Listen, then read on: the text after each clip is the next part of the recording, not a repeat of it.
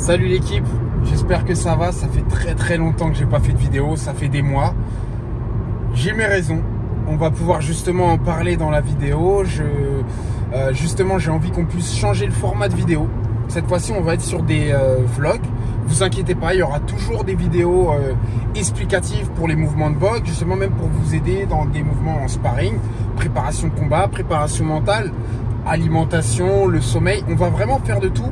Les vlogs qu'on va faire cette fois-ci, ça va être un petit peu, vous allez m'accompagner en fait dans ma vie de tous les jours, dans les entraînements, dans la rééducation. La rééducation, pourquoi justement, je vais vous l'expliquer.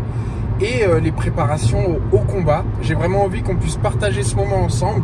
Et je pense que ça va être aussi un peu plus naturel. J'ai envie qu'on ait ce côté le plus proche possible et que vous soyez vraiment avec moi à partager ces moments, à comprendre du coup tout ce qu'il y a derrière. Et ça pourra vous aider aussi à mieux comprendre les mouvements de boxe ou de MMA ou de lutte. Je suis pas un expert en lutte, je suis pas encore un expert en MMA, mais je tourne en MMA. Donc c'est pour ça qu'on va aussi aller sur certains mouvements qu'on va pouvoir expliquer, d'où ma spécialité, le striking bien entendu. Alors pourquoi j'ai pas fait de vidéo pendant si longtemps? Bah, vous avez pu le voir sur les dernières vidéos, malheureusement j'avais une genouillère, c'était pas pour rien. J'ai eu un accident en 2022 en sparring avec Caleb Blaine justement, on était en préparation de combat ensemble. J'ai eu les ligaments croisés.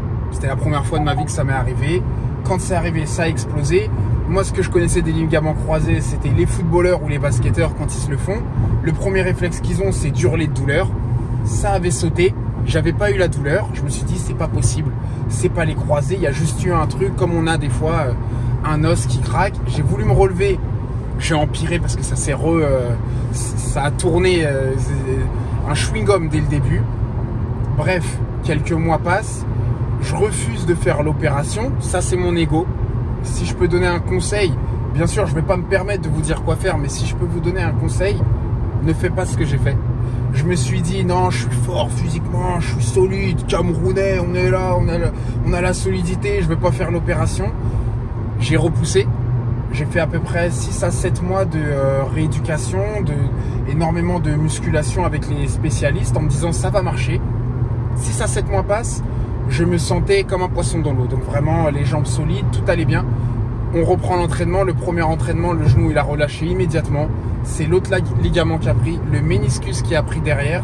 Donc je me suis retrouvé avec un genou qui ne tenait plus du tout. Là encore, je me suis dit non, je peux le faire sans l'opération.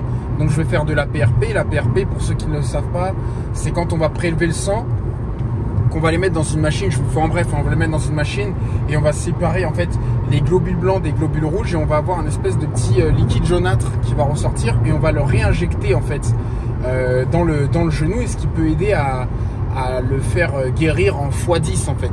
Mais le problème c'est que quand les ligaments ont lâché et qu'il n'y a plus du tout de contact, x10 ou pas x10, il n'y a pas d'opportunité. Donc il a fallu faire une opération. J'ai fait beaucoup de recherches. J'ai cherché le chirurgien qui pour moi était le plus qualifié pour s'occuper de mon genou.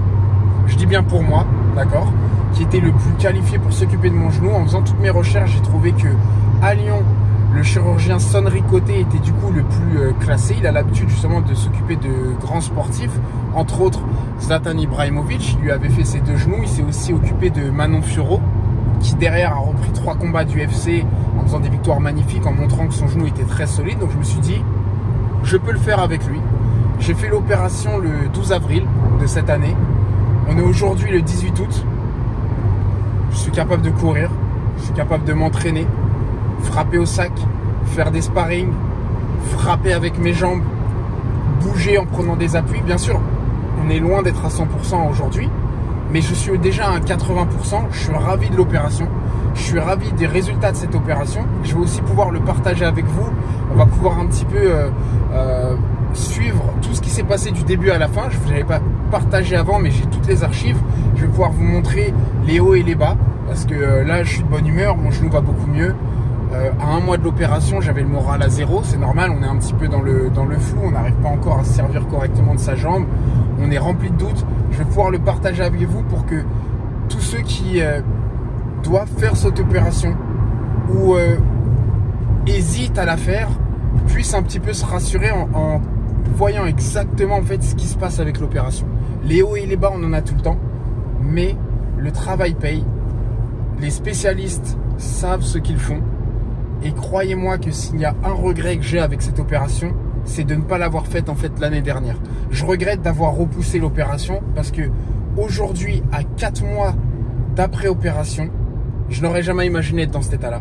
Je pensais que j'allais boiter pendant du 3-4 mois. J'entendais tout, je regardais sur Google. On entend tout. Et des fois, on a un petit peu un coup de panique. Ça a été magnifique, on va pouvoir le partager ensemble. Je vais vous montrer justement toute l'évolution, semaine par semaine. Et on va aussi, par le biais des vlogs, suivre ensemble la suite de la rééducation pour que vous puissiez voir un petit peu le genou, comment il évolue. La suite aussi des entraînements, les préparations pour les combats. Je compte combattre cette année en MMA pour la fin de l'année. 4 combats aussi l'année prochaine qui sont prévus. Et on va pouvoir en fait suivre tout ça ensemble. Et j'ai vraiment envie qu'en fait vous puissiez voir en fait tout ce qu'il y a derrière une préparation de combat. Donc il y a la technique, mais il y a aussi énormément de mental.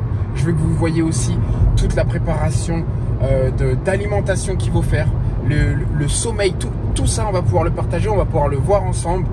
Et je suis super content. Je suis super content de ce nouveau principe. Content d'être enfin sur pied, d'avoir la jambe qui est enfin solide et qui évolue de jour en jour, et de pouvoir partager ça avec vous. Donc je vous dis à très vite l'équipe, on se revoit vite, et ça va faire cliché ce que je vais vous dire, mais quand on a des difficultés ou parfois des blessures, il est vraiment important de croire en soi et de tout miser sur soi. J'ai mis tout mon temps sur ma rééducation, j'ai mis tout mon temps pour me remettre en état, et aujourd'hui ça commence à payer. Et si j'arrive à le faire aujourd'hui, si j'arrive à le faire à mon âge, parce que des fois on nous dit un âge avancé, etc., etc. Moi je crois pas en ça. Je crois en fait que si on est en bonne santé et qu'on prend soin de soi, l'âge n'a pas la même importance que ce qu'on essaye de nous faire croire. On peut y arriver. J'ai réussi en 4 mois à faire ce que j'étais censé faire en 6 mois. Vous pouvez tous le faire, peu importe les difficultés qu'on a. On se revoit très vite pour un vlog d'ici quelques jours dans lequel on va pouvoir suivre le quotidien. Salut l'équipe, allez!